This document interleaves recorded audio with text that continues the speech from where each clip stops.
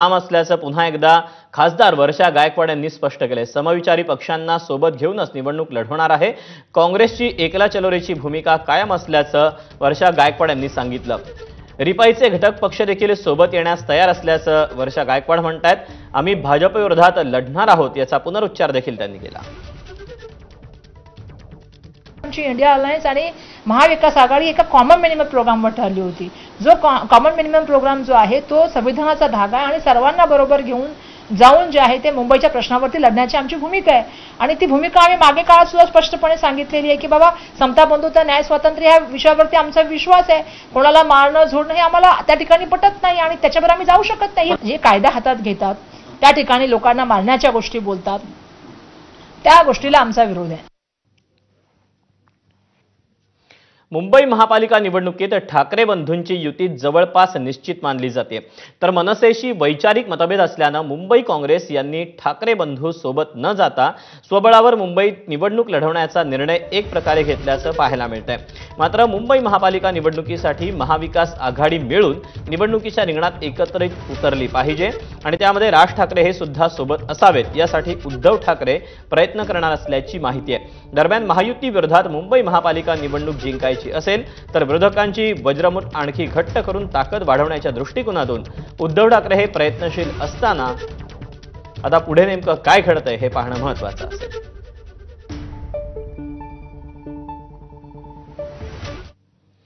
दरम्यान या संदर्भात ठाकरेंच्या शिवसेनेनं चर्चांसाठी पुढाकार घेतल्याची माहिती समजते।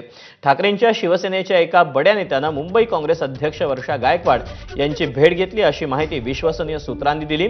ठाकरेंच्या शिवसेनेकडून ज्या नेत्याला जागा वाटपाच्या चर्चेची जबाबदारी देण्यात आली आहे त्यांनीही भेट घेतल्याचं समजतंय। काँग्रेसला सोबत ठेवून महाविकास आघाडी कायम ठेवण्यावर ठाम आहे। त्यासाठी आपली पाठापोट झाली तर दोघांनाही तोटा होईल असा युक्तिवाद ते करतायत। इतकंच नाही तर भाजपला प्रत्युत्तर द्यायचं झालं तर विरोधकांची एकजूट होणं फार महत्त्वाचं आहे असंही त्यांचं म्हणणं आहे। त्यामुळे काँग्रेसचे राज्य प्रभारी चेन्नी थला यांनी मुंबई प्रदेशाध्यक्ष वर्षा गायकवाड आणि मुंबईतल्या इतर नेत्यांसोबत बैठक घेऊन आपला निर्णय स्पष्ट कळवला तरी उद्धव ठाकरे दिल्लीत काँग्रेसच्या हायकमांडशी संपर्क साधणार असल्याची माहिती आहे। ठाकरेंच्या शिवसेनेत जागा वाटपाची जबाबदारी ज्या एका नेत्याला दिलेली आहे त्यांनी पुन्हा वर्षा गायकवाड यांच्याशी चर्चा केली अशी सूत्रांची माहिती आहे।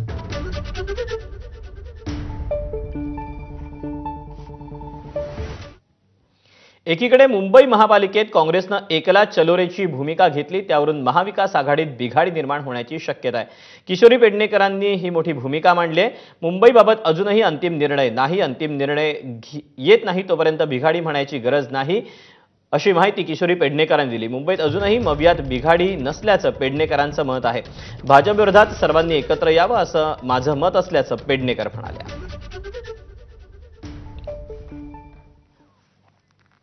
हायकमांडशी चर्चा चालू आहे। वर्षा गायकवाड ताई आहेत त्यांच्याशी चर्चा चालू आहे आणि प्रत्येक पक्ष हा जेव्हा युतीत म्हणा किंवा आघाडीत म्हणा तो जो आपला घोडा दामटवण्यासाठी फार प्रयत्नशील असतात। जर आपल्याकडे एकटं लढण्याची वेळ आली तर आपण अनेकदा एकटं लढलेलो आहोत। हे भाजपाचं ज्या पद्धतीने देशात कारभार चाललाय तो जर थोडाफार म्हणण्यापेक्षा जास्त मतांनी फिरवायचा असेल तर सर्वांनी एक राहिलं पाहिजे असं माझं प्रांजळ मत आहे।